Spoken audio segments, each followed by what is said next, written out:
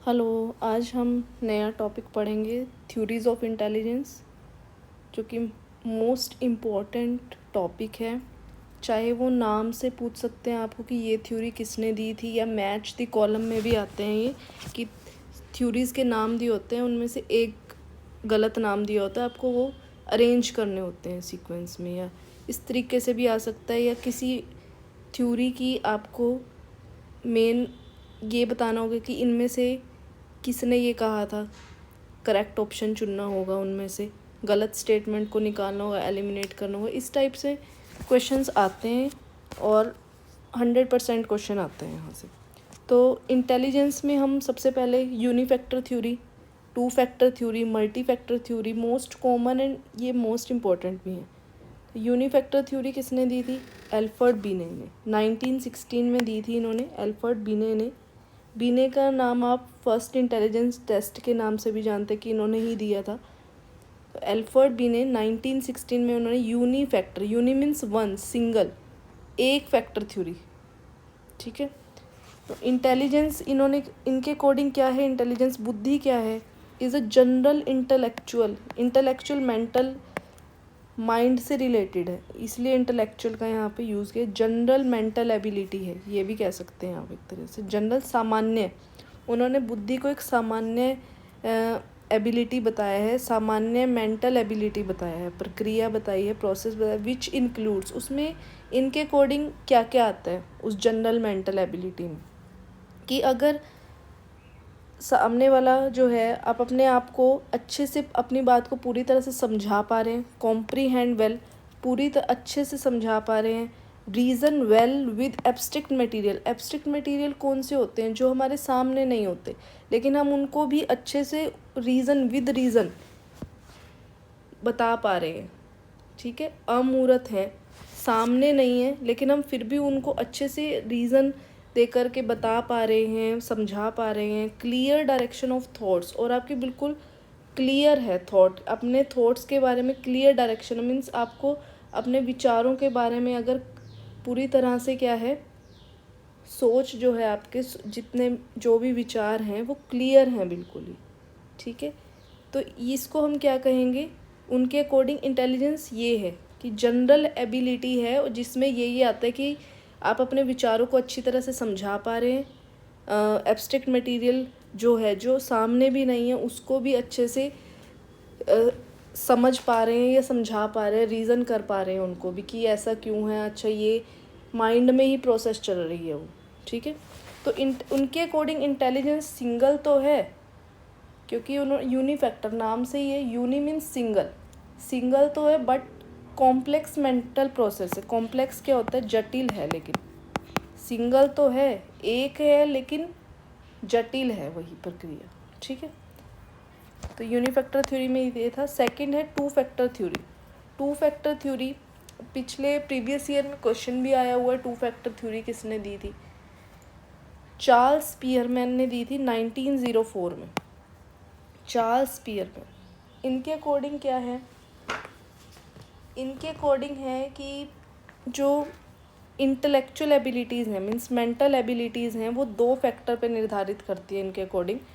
वो दो से मिलकर बनी है, दो फैक्टर से, जनरल से और स्पेसिफिक से। यूनिफैक्टर में सिर्फ हमने जनरल पढ़ा था जी, लेकिन इसमें हम स्पेसिफिक भी पढ़ रहे हैं, जी और एस, दो फैक्टर से मिलकर के बनी है। और इसमें इन्होंने कहा है कि जी फैक्टर जो है जी फैक्टर है जो सामान्य कारक है, वो इम्पॉर्टेंट है, इज़ मोर इम्पॉर्टेंट है, और वही इंटेलिजेंस को मापने में हेल्प करता है। क्योंकि सामान्य क्या है, सबसे ज़्यादा है, ये यूनिवर्सल है, इनबॉर्न होता है, ये जन्मजात ही होता है। जनरल जो है सामान्य है, सबसे ज़्यादा पाया जाता है, तो ये क्या है, जन्मजात है, इनबॉर्न है, जनरल मेंटल एनर्जी है या एबिलिटी है। और क्या है ये, मतलब इनके अकॉर्डिंग क्या है कि जितना जी का अमाउंट होगा किसी भी पर्सन के अंदर, उतने ही सक्सेस के चांसेस क्या होंगे, ज़्यादा होंगे इनके अकॉर्डिंग, कि जी फैक्टर ही ज़्यादा क्या है, बुद्धि को मापने में अहम भूमिका निभाता है एस के मुकाबले में। क्योंकि जी क्या है, सामान्य है, क्योंकि वो इनबॉर्न है, आपको एक्वायर नहीं करना पड़ता। जबकि एस क्या है, एस आपको सीखना पड़ेगा, आपको एक्वायर करना पड़ेगा थ्रू एनवायरनमेंट, ठीक है। और ये एक्टिविटी हर एक एक्टिविटी पे वो कर सकता है, डिफ़र कर सकता है अलग अलग एक्टिविटीज़ में। अब देखो कोई भी पर्सन हो सकता है कि वो एक्सपर्ट हो सकता है किसी भी एक या कुछ एक्टिविटीज़ में, क्योंकि वो स्पेसिफिक फैक्टर है। अब मान लो हम सबसे ज़्यादा मेन एग्जांपल ले लेते हैं, ऐसे ही स्पोर्ट्स के उसमें देख लो कि मान लो कोई जैसे विराट कोहली है, वो क्रिकेट अच्छा खेलता है, लेकिन वो मे बी वो और स्पोर्ट्स भी अच्छा खेलता हो, लेकिन वो स्पेसिफिक क्या है कि वो उसमें एक्सपर्ट है। एक्सपर्ट किस में है? वो क्रिकेट में है, तो वो क्या हो गया, वो उसका एस फैक्टर हो गया, और बाकी क्या हो गए, जी फैक्टर हो गए, ठीक है। तो मतलब एस फैक्टर क्या है कि एस फैक्टर में एक्सपर्ट होना चाहिए। एस फैक्टर जो है स्पेसिफिक फैक्टर कि एक्सपर्ट ओनली इन वन और फ्यू एक्टिविटीज़, ठीक है। जनरल तो क्या है, इनबॉर्न है। जी तो क्या है आपका, इनबॉर्न है, इनबॉर्न एबिलिटी है, लेकिन इन्होंने जी फैक्टर को अहम बताया है, ठीक है।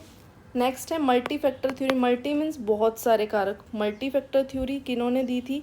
अमेरिकन साइकोलॉजिस्ट थे थॉर्नडाइक, ठीक है। एटोमिस्टिक थ्योरी ऑफ इंटेलिजेंस के नाम से भी जाना जाता है इसको, एटमिस्टिक थ्योरी ऑफ इंटेलिजेंस। इन्होंने 4 फैक्टर्स की बात की है, जिनमें से 4 फैक्टर्स कौन से हैं? 4 फैक्टर्स हैं आपके level, range, area and fourth one is speed. Question पक्का आता है इसमें से। लेवल, रेंज, इम्पॉर्टेंट थ्योरी है ये इंटेलिजेंस की। Level, range, area and speed. अब लेवल क्या है? Difficulty, it refers to the difficulty of a task that can be, मतलब डिफरेंट टास्क अरेंज कर दिए आपने इंक्रीजिंग ऑर्डर में, मतलब पहले सबसे लो आया, फिर उससे थोड़ा मुश्किल आ गया, उससे थोड़ा डिफ़िकल्ट आ गया, फिर लास्ट में मतलब कॉम्प्लेक्सिटी बढ़ती गई, जितना ऊपर जाते रहे उतना कॉम्प्लेक्स होता चला गया, ठीक है। तो मतलब different task are arrange in increasing difficulty order. फिर हम किस चीज़ से पता लगाते हैं कि वो जो इंसान है वो कहाँ तक पहुँचा है, किस हाइट तक पहुँचा है उस लेवल के, उससे हम क्या करते हैं, उसकी इंटेलिजेंस का पता लगाते हैं कि किस लेवल की इंटेलिजेंसी है उसकी, ठीक है। मतलब किस लेवल तक पहुंचा वो उसकी लेवल ऑफ इंटेलिजेंस हो गया, ठीक है। लेवल का मतलब ये है कि डिफरेंट टास्क अरेंज किए हैं हमने इंक्रीजिंग ऑर्डर में, मीन्स पहले कम मुश्किल, फिर उससे ज़्यादा मुश्किल, फिर धीरे धीरे कॉम्प्लेक्सिटी बढ़ती गई इंक्रीजिंग ऑर्डर में, ठीक है। तो वो और जितना उस पर्सन ने अटेन किया उसको, वो क्या हो गया, उसका लेवल ऑफ इंटेलिजेंस हो गया। सेकंड है रेंज। रेंज क्या है कि number of task of the same difficulty level. अब इसमें डिफ़िकल्टी लेवल सेम रहेगा, अलग नहीं होगा। That a person can do us in a certain period of time, कि किसी कोई टाइम लिमिट दे दी गई कि, और नंबर ऑफ टास्क भी दे दिए गए, लेकिन डिफ़िकल्टी लेवल क्या, सेम, कि उसने कितना वो कर पाया उस पीरियड ऑफ टाइम में, वो क्या है, वो रेंज है, ठीक है। और रेंज और जो लेवल हैं वो एक दूसरे मतलब अलग अलग नहीं है। हम रेंज को मेजर नहीं कर सकते बिना लेवल के, या फिर हम लेवल को मेजर नहीं कर सकते बिना रेंज के। अब लेवल में भी हमें ये देखना होगा कि उसने कितने सर्टेन पीरियड ऑफ टाइम में, कितने पीरियड ऑफ टाइम में उसने उस टास्क को कंप्लीट किया। तो ये आपस में क्या है, इंटर रिलेटेड है। अब नेक्स्ट है एरिया। एरिया क्या है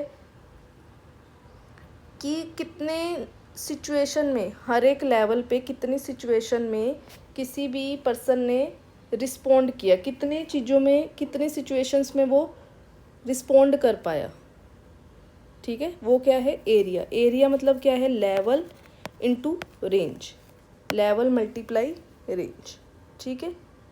एरिया क्या हो गया, एरिया में मतलब जितने भी रेंज है उनको आप ऐड कर लो, मतलब एक तरीके से, ठीक है, कि इतनी रेंज तक इतना एरिया उसने कवर कर लिया। रेंज मीन्स भी क्या है कि इतना एरिया उसने क्या कर लिया है, कवर कर लिया, इतनी सिचुएशन में वो रिस्पोंड दे पाया है, इतने इतने लेवल पे, ठीक है।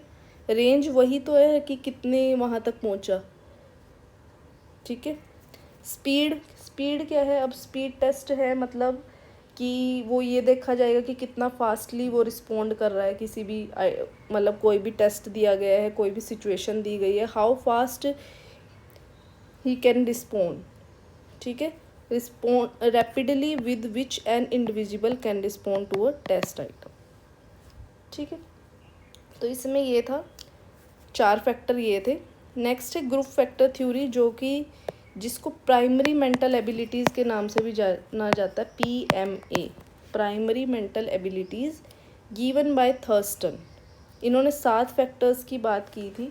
7 फैक्टर्स इसमें कौन कौन से आते हैं? नंबर फैक्टर आता है पहले, तो ये आपको ऐसे ही याद रखने पड़ेंगे, क्योंकि ये पूछ सकते हैं कि इनमें से ग्रुप फैक्टर थ्योरी का कौन सा फैक्टर नहीं है।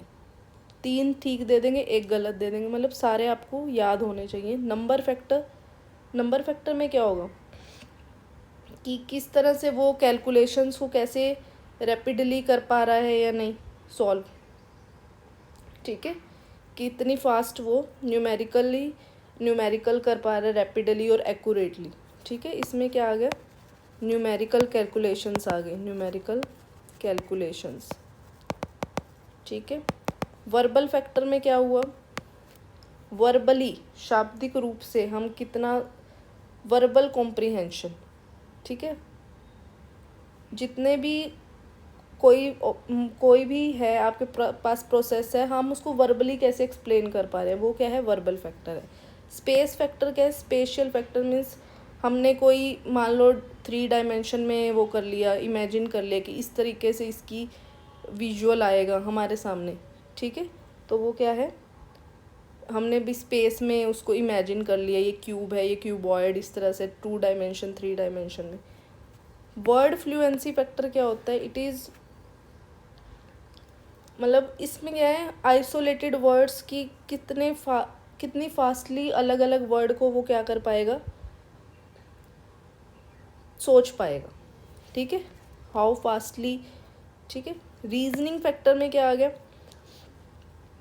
रूल्स हो गए, प्रिंसिपल्स हो गए, वो रीजनिंग फैक्टर्स में आते हैं। रीजनिंग के क्वेश्चंस करते हैं ना हम, किस तरीके रूल्स को और प्रिंसिपल्स को फॉलो करके, ठीक है। रोट मेमोरी में क्या आ गया, रोट मेमोरी क्या है, रट्टाफिकेशन, ये कितना फास्टली वो मेमोराइज कर पा रहा है, चीज़ों को याद कर पा रहा है, रिमेंबर कर पा रहा है। परसेप्चुअल स्पीड क्या होगी, परसेप्चुअल स्पीड क्या है, परसेप्चुअल क्या होता है, परसेप्शन क्या होता है, विजुअल, कि विजुअल डिटेल्स को कितना फास्टली या रैपिडली वो नोट कर पा रहा है, ठीक है। कहते हैं ना कि उसके परसेप्शन से, उसका परसेप्शन का तरीका ये है, या परसीव करने का, मतलब उसने विजुअली कैसे उसको सोचा है, ये आ गया इसके अंदर, ठीक है। अब नेक्स्ट है स्ट्रक्चर ऑफ इंटेलेक्चुअल मॉडल, जिसको SI मॉडल भी कहते हैं, structure of intellectual model. JP Gilford ने दिया था ये JP गिलफर्ड इन 1966। 3 डायमेंशंस की बात करते हैं। फर्स्ट बात करते हैं ऑपरेशंस की, फिर कंटेंट की बात करते हैं, देन प्रोडक्ट की बात करते हैं। अब इसमें से भी आपको ये सारे पॉइंट्स याद होने चाहिए कि ऑपरेशन में ये पॉइंट आते हैं, कंटेंट में ये आएंगे और प्रोडक्ट में ये आएंगे। इसमें से ऐसे ही पूछ लेंगे आपसे कि फिगरल जो है, जैसे ये है, वो किस में आता है, ऑपरेशन में आता है, कंटेंट में आता है, प्रोडक्ट में आता है, या नन ऑफ दीज। तो इस तरह से आपको ये याद रखने होंगे। कॉग्निशन क्या है, कॉग्निशन क्या होता है, कॉग्निशन होता है कि हम चीज़ों को कैसे आइडेंटिफाई कर पा रहे हैं, पहचान कर पा रहे हैं, उनके नॉलेज से रिलेटेड है एक तरीके से। कॉग्निशन क्या है, इसमें डिस्कवरी आ गई, आइडेंटिफिकेशन आ गई, इंफॉर्मेशन को, या हम किस तरह से फैक्ट को हम अंडरस्टैंड कर पा रहे हैं, ठीक है, कॉग्निशन में। फिर मेमोरी आ गई, मेमोरी, अब हमने पिछला पढ़ा है उसको हम कैसे, हम कितना याद रख पा रहे हैं, कितना रिकॉल एबिलिटी आ गई इसमें, ठीक है, मेमोरी। फिर है डाइवर्जेंट थिंकिंग। डाइवर्जेंट थिंकिंग क्या होती है, वो क्रिएटिविटी से रिलेटेड होती है।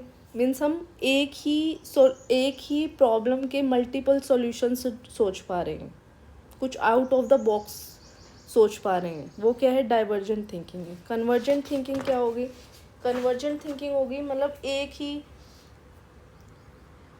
ही कंक्लूज़न पर आ जाना, बहुत सारे आइडियाज़ में से फिर हम एक चीज़ पर आ गए, ठीक है।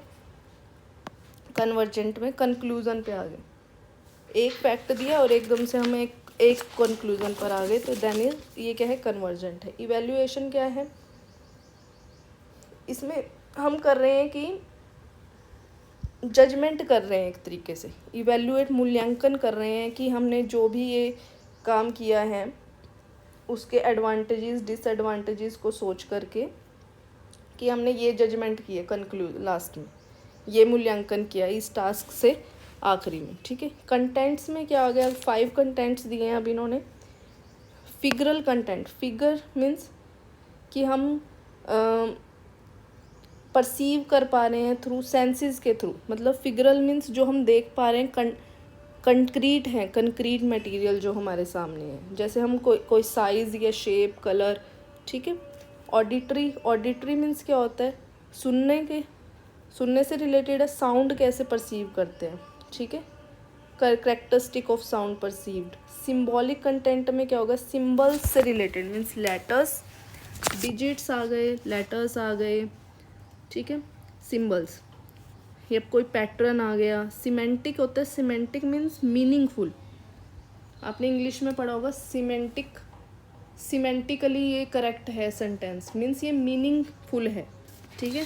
मीनिंग्स आ गए, आइडियाज़ आ गए, कंसेप्ट आ गए इसमें। बिहेवियरल क्या है, इसमें नॉलेज आ गई। बिहेवियरल कंटेंट दूसरे, other persons, regarding other persons, knowledge regarding other persons. Products में क्या आ गए, प्रोडक्ट्स में आपके पास हैं 6 हैं, ये 5 हैं, ये भी 5 हैं और ये हैं 6, टोटल 150 फैक्टर्स की बात ये करते हैं, ठीक है। यूनिट्स, मतलब यूनिट्स क्या होगा, अब देखो यूनिट्स में हम मतलब सिंगल की बात करें, सिंगल वर्ड, फिर डेफिनेशन, फिर इंफॉर्मेशन बनी, बिट्स ऑफ इंफॉर्मेशन, मतलब थोड़े थोड़े टुकड़ों की बात कर रहे हैं। क्लासेस में पूरा कंसेप्ट बन गया, ठीक है। पहले यूनिट्स में क्या था, स्मॉल सिंगल वर्ड, फिर डेफिनेशन, फिर थोड़ा थोड़ा करके फिर हमने पूरी इन्फॉर्मेशन बनाई। क्लासेस में क्या आ गया, production of A concept. Relation में क्या आ गया, रिलेशन है जैसे किसी तरह से रिलेशनशिप बनाना, मीन्स अपोजिट के बनाने हैं, जैसे रीजनिंग में होते हैं, सिमिलर वंस बना दिए, ठीक है, एनालॉगी हो गया, ठीक है, इस तरीके से। सिस्टम में क्या है, सिस्टम में